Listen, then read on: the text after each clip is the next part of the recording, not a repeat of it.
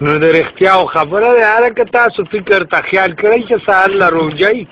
نو دا لوی ځان لړخه کوي موسم ښه ده سړیا ورځې لنډې دي داسې هغسې دا واړه ورته خوشحالېږي یو ورځ داسې ګپ شپ کې خبره د روژې وشوه نو یو وی ما د وړوکوالي نه ټولې نیسلي دي یو پکې ما به ګډې وډې نیسلې ما نه پکې تپوس شو خو یو غږ ونه کړ نو ما هغه ته ویم تا جوړ یو نه و نیسلې د وړوکوالي وخت کې وی ما نیسلې وه مرګ مې پکې لیدلی خو تا ته خبره کولو اخبار له ورکولو نو مې زه خو یاره نوم نالم نو ما ته خو مور وی چې هلکه خوځه مله امپوم دی کپړې بدلې که جومات ته مونځ له ورشه سبا د روژې اوازه ده نو استاد جي ته ځان وښایي چې زه به روژه نیسم که نه نو ډېر زیات خوشحاله شو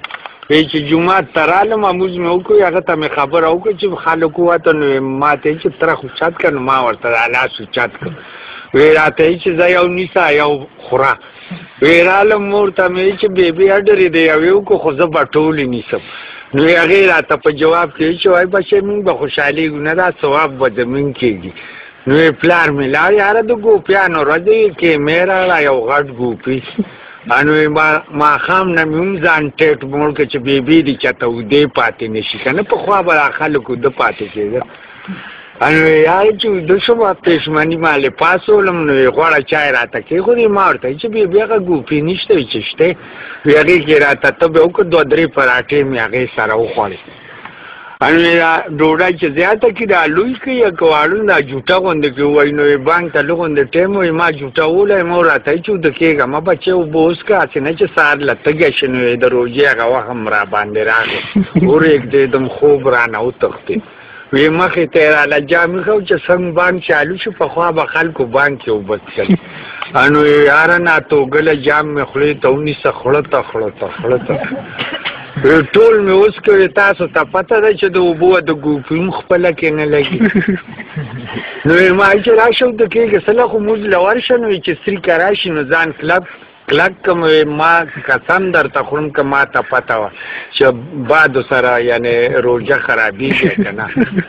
وی او 10 چردام مې کوي خېټه کې مې چلا جوړه شوه زړه ته اړمه شوه زړه کې وایم چې دا روژه خو ډېره ګرانه ده هغې د سهار کراتونه هم اوږده وي چې ړومبی کرات استاد جي خلاصونه زما مازغو کار چک دی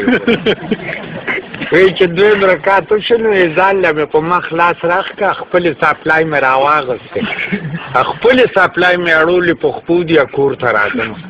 وی چې رالم مور بیا د پښیماني لوښي اینځل وی ما ورته وایي چې واوره بیا دا روژه مې د خدای پاک تېره کړي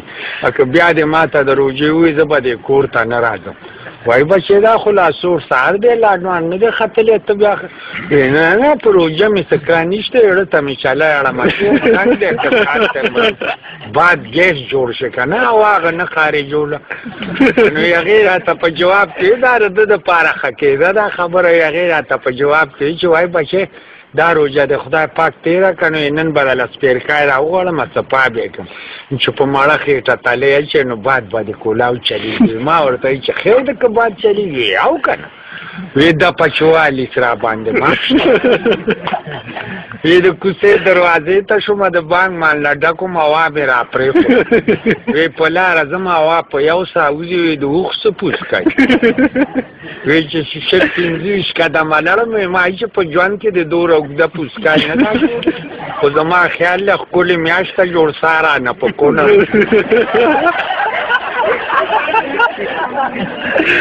نو یې ډډې ته د ګډال دیوالو هغې له مې شا ورکړه دلته مې د شهادت کلمه ووي هغه چپ شوه ماما مې دا تا پکې بلکل یاره مرګ لیدلی